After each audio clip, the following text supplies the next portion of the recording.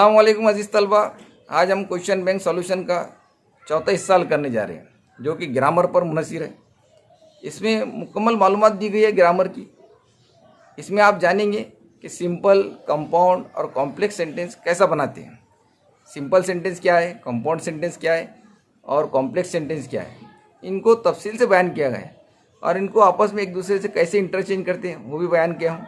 आपको कोई प्रॉब्लम नहीं रहेगा इसके अंदर।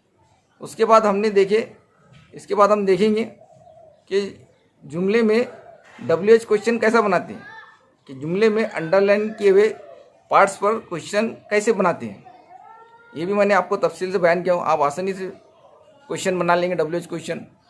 फिर उसके बाद हमने देखे कि अफर्मेटिव और negative without changing the meaning, affirmative से निगेटिव और निगेटिव से अफर्मेटिव कैसा बनाते हैं और उनमें क्या क्या तब्दीलियाँ करते हैं, ये मैंने आपको तफसील से बयान किया। इसमें आप और एक पॉइंट जानेंगे, एक्सक्लेमेटरी सेंटेंस कैसे बनाती है, ये भी मैंने तफसील से बयान किया हूँ। फिर उसके बाद है स्पॉट द एरर, यानी जुमले में गलती पहचानिए according to the tense, according to the grammar. जो भी गलती है आप आसानी से पहचान सकेंगे, मैंने आपको तफसील से इसके अंदर बयान किया हूँ। तो उम्मीद है मुझे आप इस वीडियो को कारगर बनाएंगे, इसे देखकर, इसे समझकर और इसकी प्रैक्टिस करके। तो इसकी प्रैक्टिस ज़रूर कीजिए और इसको प्रैक्टिस करके लिखकर फतेह ग्रुप में ज़रूर पोस्ट कीजिए। और मैं अपनी खिदमत अंजाम दे रहा हूँ, आप अपनी खिदमत अंजाम दीजिए। Like, share and subscribe. Thank you. Let's learn. बिस्मिल्लाहिर्रहमानिर्रहीम। हम क्वेश्चन नंबर 1 का भी नॉन टेक्सचुअल ग्रामर, ये 4 मार्क के लिए पूछा जाता है, ये हल करने जा रहे हैं और ये बहुत आसान होता है।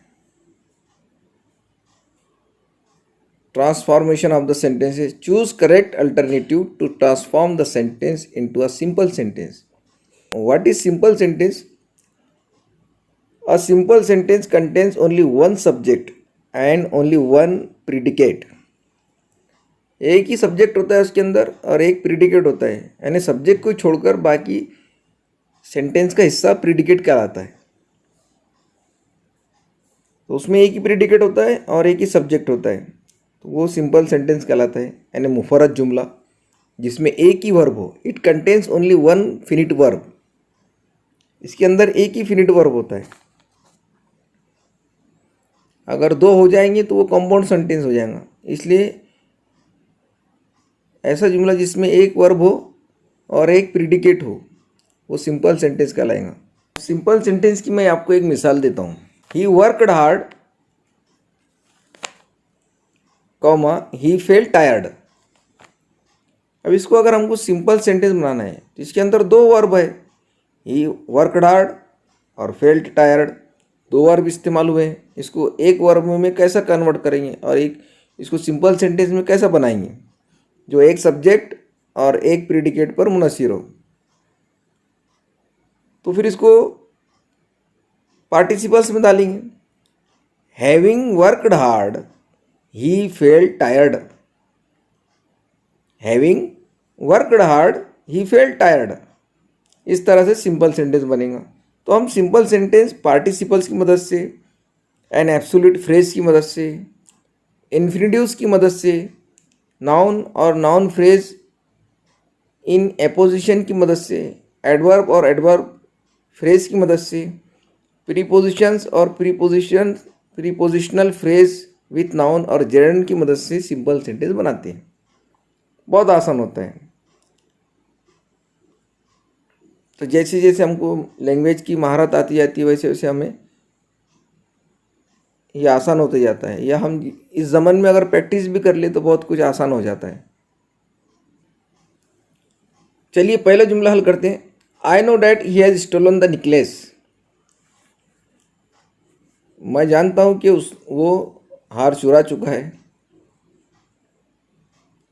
अब कॉमन सेंस के मुताबिक हमें ये समझना चाहिए कि इनको सिंपल सेंटेंस में कैसे डालें। मैंने आपको जो तरीका बताया, प्रीपोजिशन, इन्फिनिटिव, पार्टिसिपल्स, जेरंड वगैरह की मदद से हम सिंपल सेंटेंस बनाते हैं।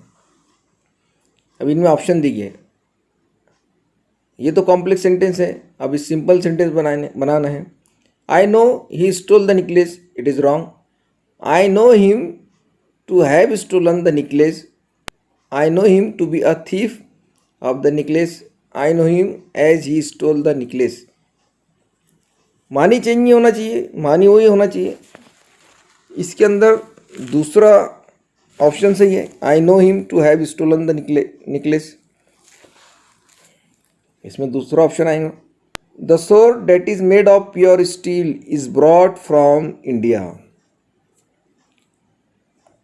एक तलवार जो प्योर स्टील से बनाई गई है, हिंदुस्तान से लाई गई है.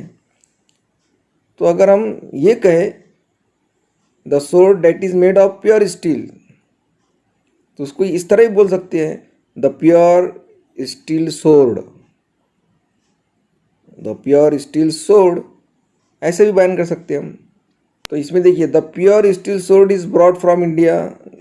The steel sword is pure and brought from India. The sword from India is pure steel. The pure sword from India is steel.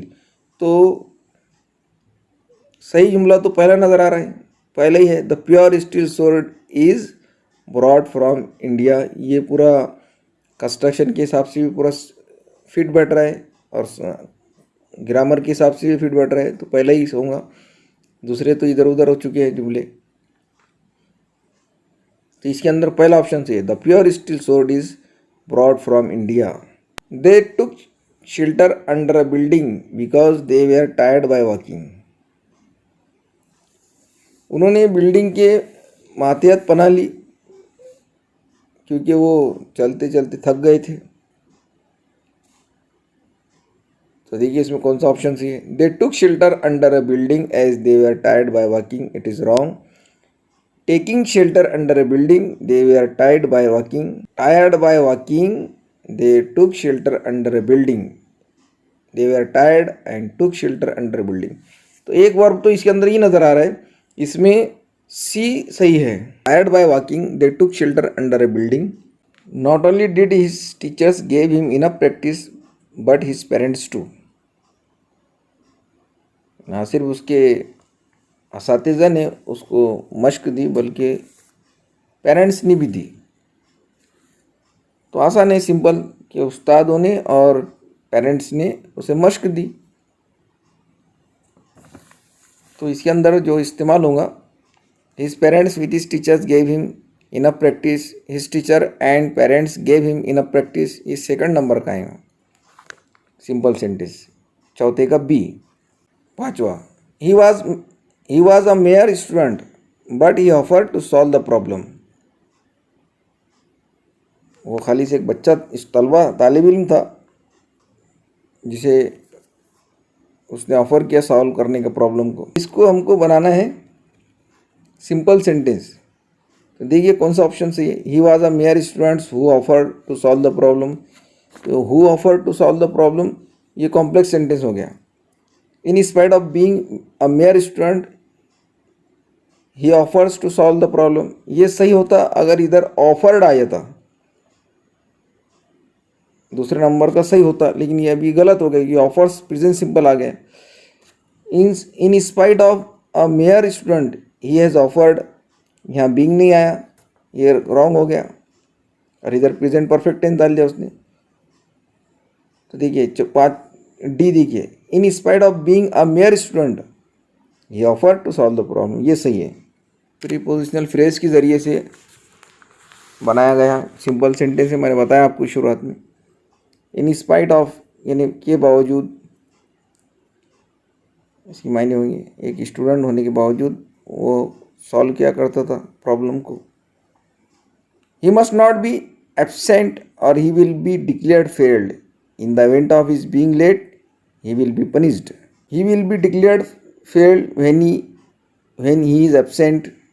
ये भी कॉम्प्लेक्स सेंटेंस हो गया. In the event of his being absent he will be failed. In the event of his being absent he will be declared failed. In the event of being declared fail he will be absent. तो इसमें C आएगा. In the event of being absent he will be declared fail. C जवाब आएगा. Choose correct alternative to transform the sentence into a compound sentence.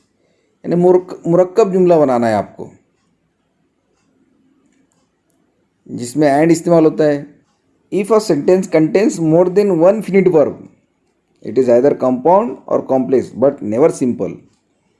जिसमें एक से ज़्यादा verb हो वो कंपाउंड सेंटेंस हो सकता है या कॉम्प्लेक्स हो सकता है, लेकिन सिंपल नहीं हो सकता है। देखिए, Satish must work hard to rescue his brother. Satish ने अच्छी मेहनत करना चाहिए अपने भाई को बचाने के लिए। अब यहाँ पर टू रेस्क्यू मैंने बताया कि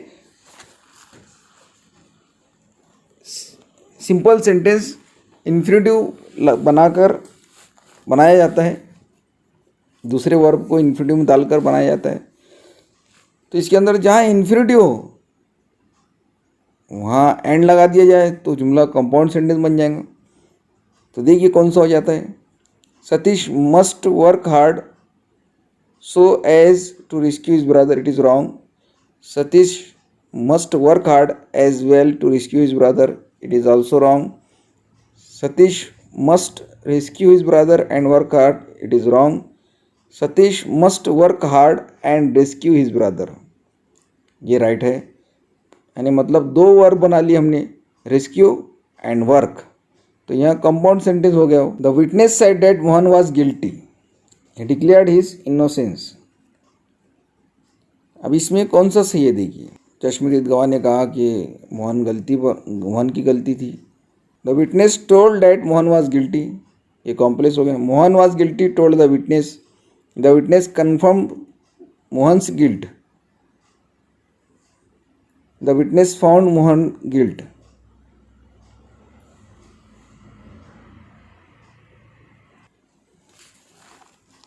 तो मैंने बताया आपको कि कंपाउंड सेंटेंस हम उसमें एडिशन कर सकते हैं, एंड का, बोथ का, अल्सो का, टू का, एज वेल एज का, नॉट ओनली बट अल्सो का, बिसाइड्स का और लाइकवाइज का, ये एडिशन में डाल सकते हैं हम।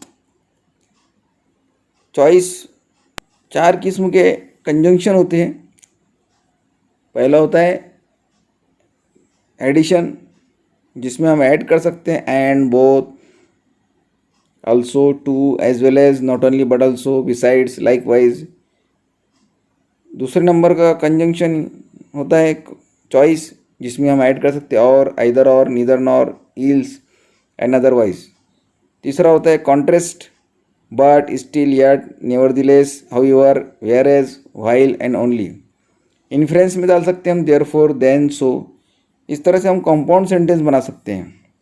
इसमें आएगा बी, दूसरे नंबर का है, Mohan was guilty told the witness. चलिए तीसरा देखते हैं। The citizens who have paid the taxes are always respected, ये तो कॉम्प्लेक्स सेंटेंस है, इसको कंपाउंड बनाना है। एक तो टैक्स पे करते हैं और एक तो उनकी इज्जत होती है। तो देखिए, tax paying citizens are always respected, the citizens paid the taxes and get respect, यहाँ पर सेकंड फॉर्म डाल दिया उसने, जबकि प्रेजेंट टेंस में आना चाहिए हो। The citizens paid the taxes for respect, it is wrong. The citizens pay the taxes and are always respected, ये सही है। तीसरे का डी, एक तो टैक्स अदा करते हैं और फिर उनकी इज्जत होती है, तो ये कंपाउंड हो गया, एंड आ गया इसके अंदर, दो एक्शन हो गई। The interviewer was annoyed that he had not answered his queries, ये कॉम्प्लेक्स सेंटेंस है, इसको कंपाउंड बनाना है तो बहुत आसान है। The interviewer was annoyed as he had not answered his queries, the interviewer was annoyed at his not answering his queries, the queries were not answered and the interviewer was annoyed, the interviewer was annoyed at the answering his queries। Fourth में जहाँ and हो वो सही रहेगा जवाब compound sentence के लिए। सी जवाब सही है। The queries they are not answered and the interviewer was annoyed, C जवाब सही है। फिफ्थ देखिए, I was surprised when I heard him reveal the secret, इसके अंदर कौन सा आएगा। I was surprised to hear him reveal the secret, I was surprised for his revealing of the secret. I was surprised to hear his revealing the secret. I was surprised to hear his reveal the secret. ये थोड़ा complicated है, लेकिन इसमें पहला जवाब सही आएगा, ए इसका सही आएगा। अब चलते हैं कॉम्प्लेक्स सेंटेंस की तरफ। क्या होता है कॉम्प्लेक्स सेंटेंस? ऐसा सेंटेंस या ऐसा जुमला जो दूसरे जुमले की मदद से मुकम्मल होता हो, यानी ऐसा पहला जुमला जो दूसरे जुमले की मदद से मुकम्मल होता है। यानी पहला जुमला जो है उसमें मानी मुकम्मल नहीं होते, दूसरे जुमले की मदद से मानी मुकम्मल होते हैं, उसको कॉम्प्लेक्स सेंटेंस कहते हैं। Main clause is depend upon the subordinate clause. Main फिक्रा ताबे फिक्रे पर मुनसिर हो। देखिए, search his room and you will find the clue. उसका रूम सर्च करो, तलाश करो, और तुम वहाँ पर कुछ इशारा पाओगे। इसको कॉम्प्लेक्स किस तरह बनाएंगे? तो सारे के सारे जुमले कॉम्प्लेक्स है, जैसे कि if not, unless, as soon as, no sooner than, hardly when, जो भी आपने सीखे ये सारे कॉम्प्लेक्स सेंटेंस है। तो अगर जुमला इम्परेटिव हो तो आप उसके अंदर इफ़ क्लॉज डालकर उसको कॉम्प्लेक्स सेंटेंस बना सकते हैं। जैसे search his room and you will find the clue, ये इम्परेटिव सेंटेंस है। तो इफ़ यू सर्च, इसमें कौन सा होगा? देखिए option, if you search his room you would find the clue, ये भी नहीं होगा क्योंकि फ्यूचर टेंस दिया गया है बाद सेकंड क्लॉज में, तो पहले क्लॉज में प्रेजेंट टेंस आएगा। इफ़ क्लॉज में अगर इफ़ क्लॉज के सबऑर्डिनेट क्लॉज में अगर फ्यूचर है तो इफ़ क्लॉज में प्रेजेंट टेंस इस्तेमाल होगा। तो देखिए कौन से इसमें प्रेजेंट टेंस इस्तेमाल किया गया है। तो पहले में तो पास्ट टेंस है, दूसरे में प्रेजेंट है, लेकिन सेकंड क्लॉज में फाउंड कर दिया उसने, पास्ट टेंस कर दिया, ये भी गलत हो जाएगा। जैसे if you search his room, यहाँ प्रेजेंट टेंस दिया है उसने, लेकिन सेकंड क्लॉज में फाउंड कर दिया, यानी पास्ट सिंपल टेंस कर दिया है, तो यहाँ गलत हो गए। If you search his room you will find the clue, ये सही है। The luggage was not misplaced but it was kept deliberately. Luggage जो है गलत जगह नहीं रखा गया था, लेकिन उसको सही तरीके से रख दिया गया था। तो बट तो जाहिर करता है कि ये कंपाउंड सेंटेंस है, लेकिन अब इसको कॉम्प्लेक्स बनाना है। तो जहाँ बट होता है तो वहाँ ज़्यादातर दो इस्तेमाल करते हैं या अल्दो इस्तेमाल करते हैं, उसको निकाल कर, तो दो या अल्दो लगाकर हम कॉम्प्लेक्स सेंटेंस बना सकते हैं। तो देखिए काय में है दो या अल्दो है। The luggage was not misplace, यहाँ फर्स्ट फॉर्म आ गया तो ये तो रिजेक्ट हो गया, और इसमें बट भी दे दिया गया, ये पहला गलत हो गया। The luggage was not misplaced although it was kept deliberately, ये सही है। अल्दो दिया गया उसके अंदर और पास्ट टेंस भी दिया गया है। The luggage was kept deliberately although it was not misplaced, ये गलत है। The luggage was kept deliberately to misplace it, ये भी रॉन्ग है। दूसरे का जो है वो बी सही आएगा। The luggage was not misplaced although it was kept deliberately. उम्मीद है आप बहुत अच्छे से समझ रहे होंगे। तो चलिए चलते हैं आगे। Choose correct alternative to frame a WH question to get the underline answer. Underline किया हुआ पार्ट्स जो है सेंटेंस में, उस पर हमको सवाल बनाना है, फ्रेम करना है WH क्वेश्चन। जो WH से शुरू होते हैं, व्हाट, व्हेन, वेयर, विच, तो वो खुद जाहिर करते हैं। ये तो व्हाट जो है चीज़ों को जाहिर करता है, नाउन को जाहिर करता है। तो अंडरलाइन किया हुआ हिस्सा जो पार्ट है वो उस सवाल का जवाब होना चाहिए। जैसे some thugs tried to snatch her gold chain, कुछ लुटेरों ने कोशिश किया उसकी चैन, सोने की चैन खींचने की, तो उसकी सोने की चैन, ये अंडरलाइन किया हुआ पार्ट है। तो उन्होंने क्या खींचने की कोशिश किया, ऐसा सवाल बनेगा WH। तो देखिए इसमें व्हाट इस्तेमाल होगा, नाउन पर अंडरलाइन किया हुआ है तो व्हाट इस्तेमाल होगा, टाइमिंग पर अंडरलाइन किया हुआ है तो व्हेन इस्तेमाल होगा, जगह पर अंडरलाइन किया हुआ है तो व्हेन इस्तेमाल होगा, बिकॉज से लेकर अंडरलाइन किया हुआ है तो व्हाई इस्तेमाल होगा, कैफियत पर अंडरलाइन किया हुआ है, सिचुएशन पर तो हाउ इस्तेमाल होगा। बहुत ही आसान होती है ये, सिर्फ आपको WH क्वेश्चन बनाते आना चाहिए। WH क्वेश्चन का फार्मूला होता है WH plus helping verb plus subject plus verb dash dash, फिर जो आता है फिर आखिरी में क्वेश्चन मार्क आता है। तो इतना पार्ट याद कर लो, WH plus helping verb plus subject plus verb.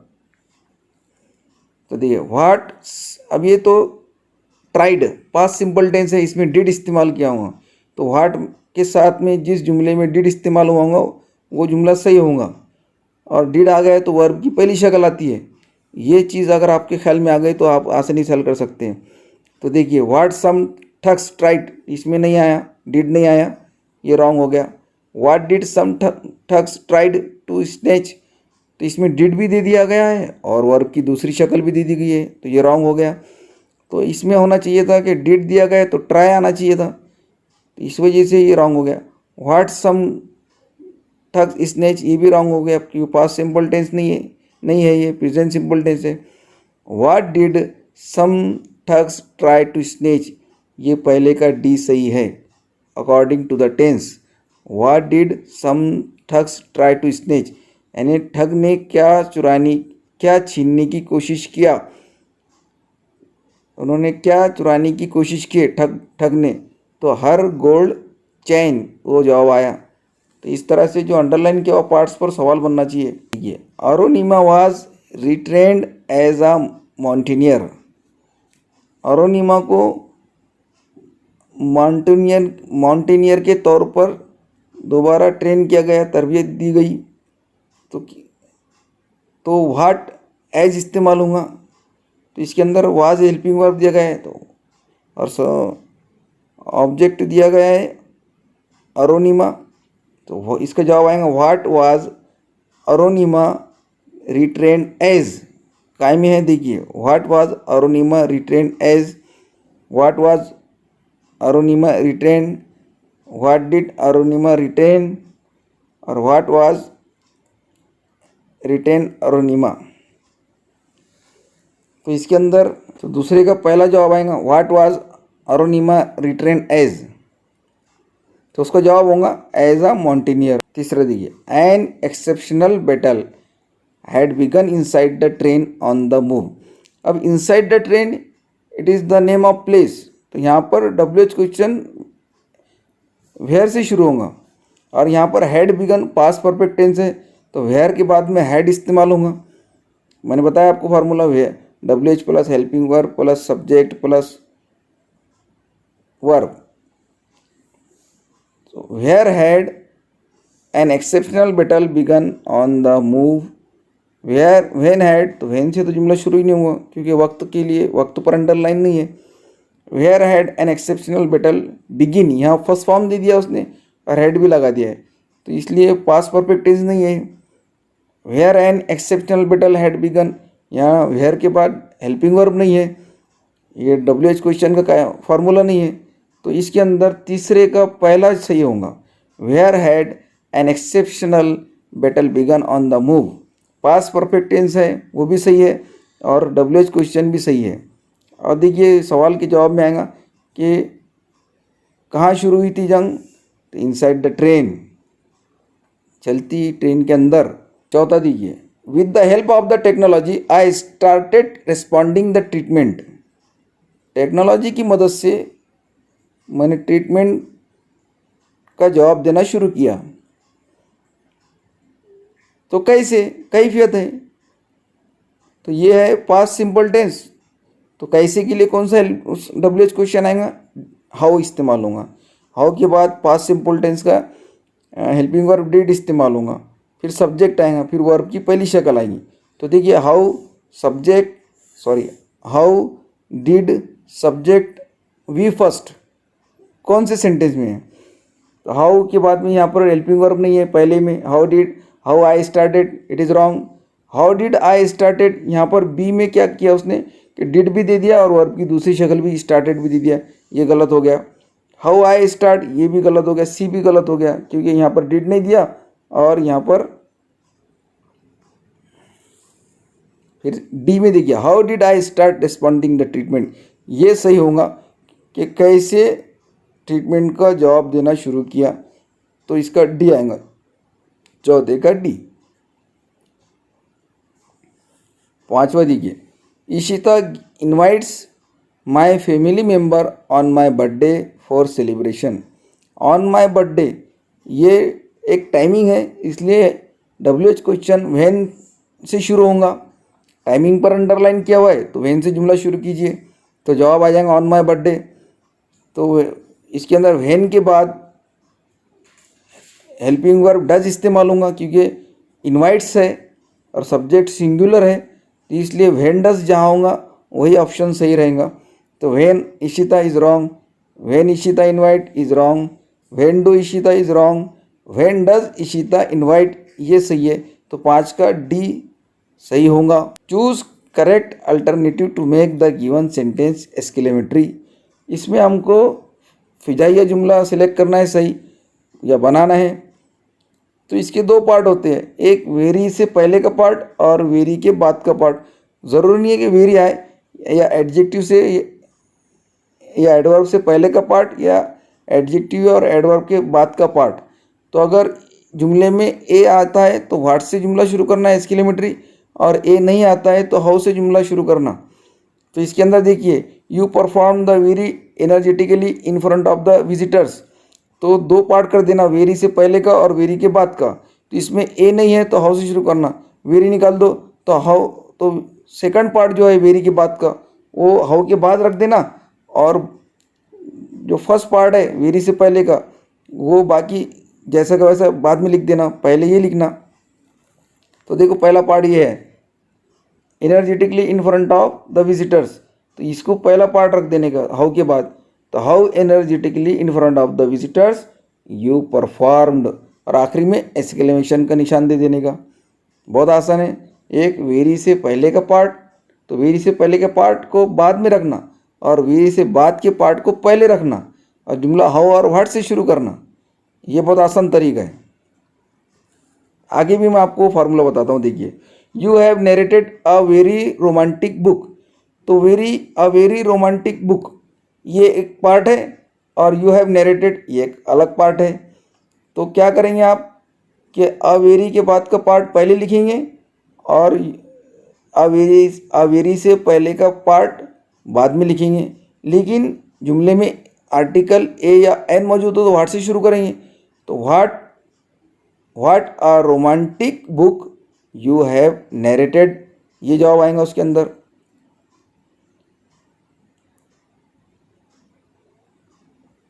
तो पहले में जो मैं आपको जवाब बताना भूल गया, तो पहले का सी जवाब आएगा, पहले का जवाब सी आएगा। दूसरे का जवाब आएगा what a romantic book you have narrated, इसके अंदर भी सी जवाब आएगा। दूसरा एक्सक्लेमेटरी सेंटेंस में भी सी जवाब आएगा, what a romantic book you have narrated. तो मुझे उम्मीद है आपके पूरा एक्सक्लेमेटरी सेंटेंस आसानी के साथ बनाया, समझ में आ चुका होगा। एक वेरी से पहले का पार्ट और एक वेरी से बाद का पार्ट, या एडजेक्टिव या एडवर्ब से पहले का हिस्सा या एडजेक्टिव एडवर्ब के बाद का हिस्सा। तो बाद का हिस्सा पहले रख लेना व्हाट और हो के बाद में, और पहला हिस्सा बाद में रख लेना, वो बहु लिख लेने का। आप देखिए, अब बनाना है आपको निगेटिव सेंटेंस, यानी विदाउट चेंजिंग द मीनिंग, मानी वही रहना चाहिए और जुमला निगेटिव भी बन जाना चाहिए। अब देखिए, Sunita is the most loyal employee of our firm, ये सुपरलेटिव डिग्री है। तो अगर आपने इसको पॉजिटिव डिग्री बना लिए तो वो नेगेटिव सेंटेंस बन जाएगा। जैसे कि इफ़ नॉट दिया गया है जुमले में, उसका अनलेस बना लिए तो वो अफर्मेटिव बन जाएगा। एज सुन एज का नेगेटिव नो सुनर का अफर्मेटिव एज सुन एज। इसी तरह से एज वेल एज का negative not only but also का अफर्मेटिव एज वेल एज वगैरह वगैरह। बहुत आसान है। और जहाँ पर पास्ट टेंस हो तो वहाँ पर कुड नॉट इस्तेमाल होता है या डिड नॉट इस्तेमाल होता है। तो डिड नॉट कुड नॉट की जगह फेल्ड टू लगा लो तो जुमला अफर्मेटिव बन जाएगा। तो वो हम जब स्पेशल निगेटिव बनाएंगे या अफर्मेटिव सीखेंगे तो मैं आपको पूरे कायदे बता दूंगा। चलिए देखते हैं। तो सुपरलेटिव डिग्री का निगेटिव क्या है? Positive degree. Sunita is not the most disloyal employee of our firm, तो ये गलत हो गया क्योंकि Sunita is the most loyal employee of our firm, ये सुपरलेटिव डिग्री है, इसका निगेटिव होगा, नो अदर से जो जुमला शुरू होगा वही उसका निगेटिव होगा। तो दो जुमलों में नो अदर से जुमला शुरू होता हुआ नजर आ रहा है। देखिए तो सी में देखिए, no other employ of our firm is as loyal as Sunita, no other employ of our firm is the most loyal as Sunita. तो चौथा तो गलत हो गया, इसके अंदर सुपरलेटिव की भी कवानीन लगा दिया और पॉजिटिव की भी लगा दिया। तो इसलिए सी, तीसरा जुमला सही है, C, no other employ of our firm is as loyal as Sunita, C सही है। As soon as he entered the room, he noticed the unusual presence. As soon as का नेगेटिव मैंने अभी बताया, नो सुनर। तो नो सुनर के बाद में अगर हेल्पिंग वर्ब आता है टेंस के मुताबिक तो वो जुमला सही होगा, क्योंकि इंटर्ड जो है पास्ट टेंस है, तो नो सुनर के बाद डिड जिस जुमले में आएगा वो सही होगा। तो दोनों जुमलों में डिड नज़र आ रहा है। पहले दो तो एज सुन एज के है तो वो तो रॉन्ग ही होंगे, दूसरे नो सुनर के है तो दोनों में से सी और डी में से सही कौन सा है देखेंगे हम। तो नो सुनर सी को देखते हैं। No sooner did he entered, तो यहाँ पर क्या कर लिया उसने, डिड भी लगा दिया है और इंटर्ड भी लिख दिया है, जबकि डिड आ गया तो वर्ब की पहली शक्ल आई, तो सी रॉन्ग हो गया। अब एक ही बचा, no sooner did he inter, तो यहाँ डिड लगाया है, वर्ब की पहली शक्ल भी आ गई है और बाकी जुमला जैसा को वैसा लिखेंगे। तो दूसरे का D negative is right. Spot the error, गलती को दुरुस्त करना है हमको। The number of people do not matter, तो यहाँ तादाद, एक लोगों की तादाद, ये एक सब्जेक्ट वाहिद बनाता है, लोगों की तादाद। तो बच्चे कन्फ्यूज होते हैं, लोग तो जमा है इसलिए, तो लोगों की तादाद ये सब्जेक्ट जो सिंगुलर हो जाता है, इसलिए the number of people does not matter, इस तरह होगा, डज, डू की बजाय डज आना चाहिए। I am liking to see movies at the theatre, liking के साथ प्रेजेंट कंटिन्यूस टेंस इस्तेमाल नहीं होता है, तो इसका होगा I like to see movies at the theatre. तीसरा देखिए, I never forgets the given responsibilities, ये प्रेजेंट सिंपल टेंस का जुमला है, लेकिन इसमें क्या कर दिया है कि जब सब्जेक्ट आए हो तो वर्ब के आखिर में एस नहीं लगता, वो लगता है जब सब्जेक्ट सिंगुलर थर्ड पर्सन हो या ही और शी हो तो एस लगेगा। तो यहाँ पर आई नेवर फॉरगेट आना चाहिए, यहाँ दे दिया गया फॉरगेट्स, तो फॉरगेट्स की बजाय फॉरगेट आना चाहिए, I never forget the given responsibilities, तो ये सही होगा। ही, चौथा देखिए, he has often ask me to think before I speak. अब ये प्रेजेंट परफेक्ट टेंस है, तो प्रेजेंट परफेक्ट टेंस में हैज़ इस्तेमाल हुआ है यहाँ पर ही की वजह से, और वर्ब की तीसरी शक्ल आना चाहिए था, आस्क्ड आना चाहिए था, यहाँ आस्क है, तो इस तरह हो जाएगा, he has often asked me to think before I speak, इस तरह जुमला होना चाहिए। पांचवा, no sooner did I challenged the man then he accepted it, तो यहाँ पर नो सुनर के बाद डिड ला लिया है, तो वर्ब की पहली शक्ल इस्तेमाल होना चाहिए था, no sooner did I challenge the man then I accepted then he accepted it, इस तरह जुमला होगा, no sooner did I challenge the man then he accepted it. We are the more strongest community in the world, अब ये superlative degree को wrong किया है इसने, तो सुपरलेटिव डिग्री के मुताबिक we are the strongest community, यहाँ पर मोस्ट भी नहीं लगेगा क्योंकि स्ट्रॉन्ग का सुपरलेटिव स्ट्रॉन्गेस्ट होता है और मोस्ट नहीं लगता उसके आगे, क्योंकि एक ही सिलेबल का एडजेक्टिव है, वो एक सिलेबल का एडजेक्टिव होने की वजह से EST लगेगा, मोस्ट नहीं लगेगा उससे पहले। तो जुमला इस तरह से होगा, we are the strongest community in the world. सातवां, I entered the room for research the documents, तो यहाँ पर फॉर रिसर्च नहीं आएगा, टू रिसर्च आएगा। I entered the room, infinitive बनाएगा, यहाँ इन्फिनिटिव बनाया जाएगा यहाँ पर, I entered the room to research the documents.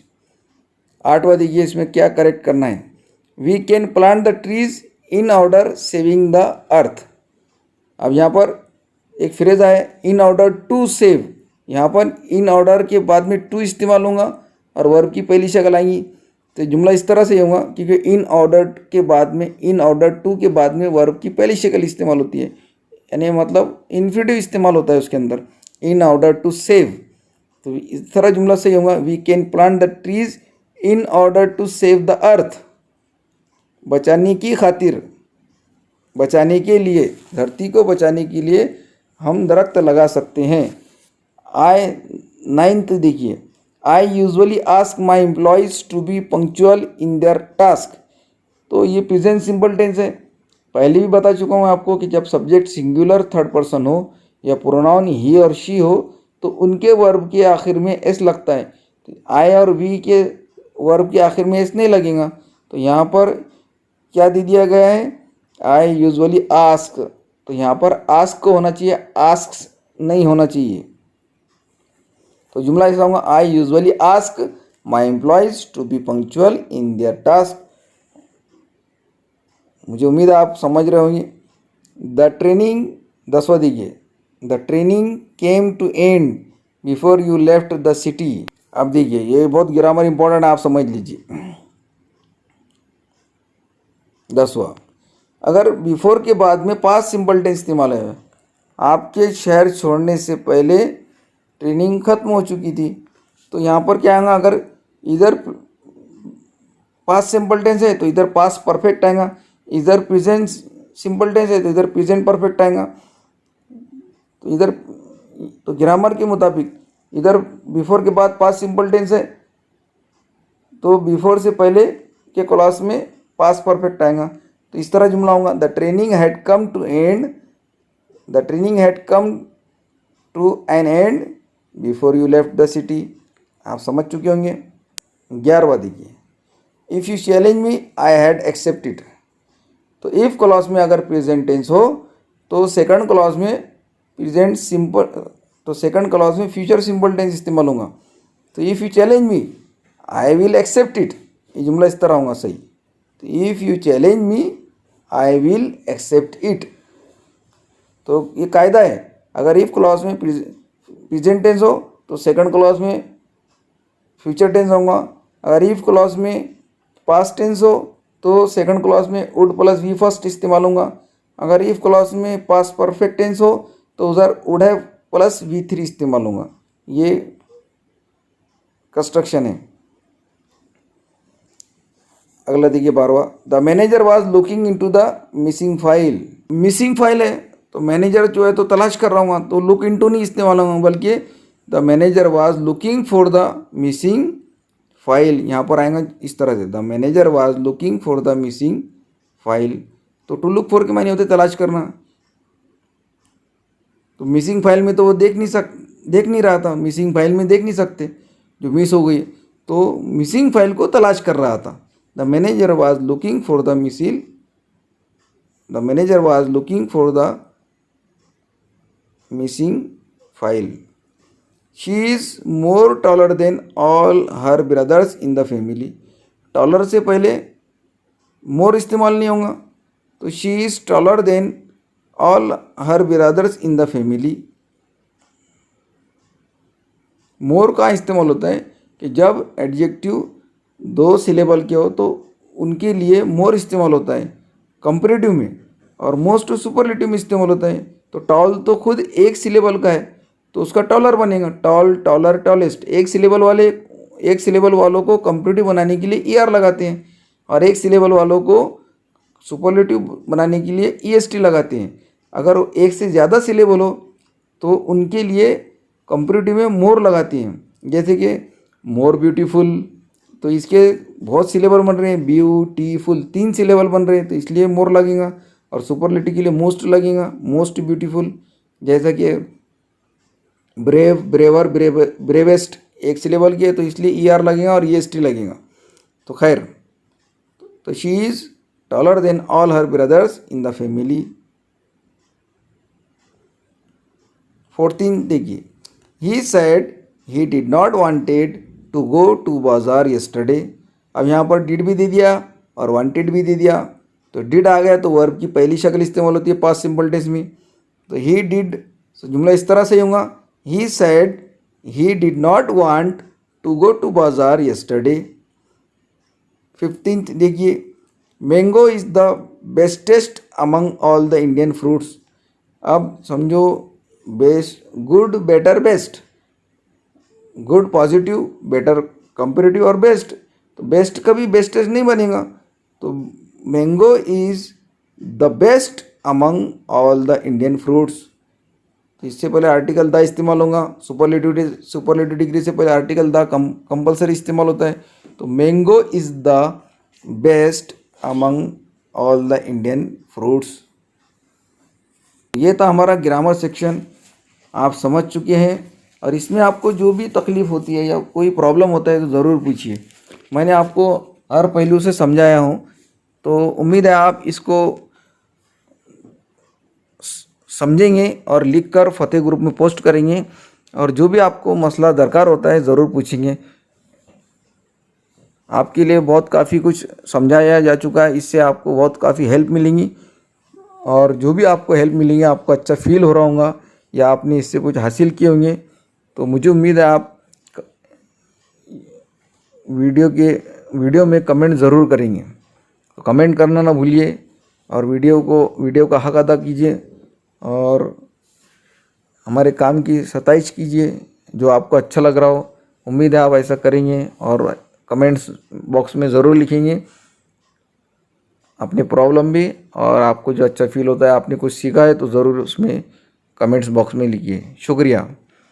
और इसके बाद और जो अगला पार्ट आने वाला है वो भी जल्दी हम नश्र करेंगे, अपलोड करेंगे।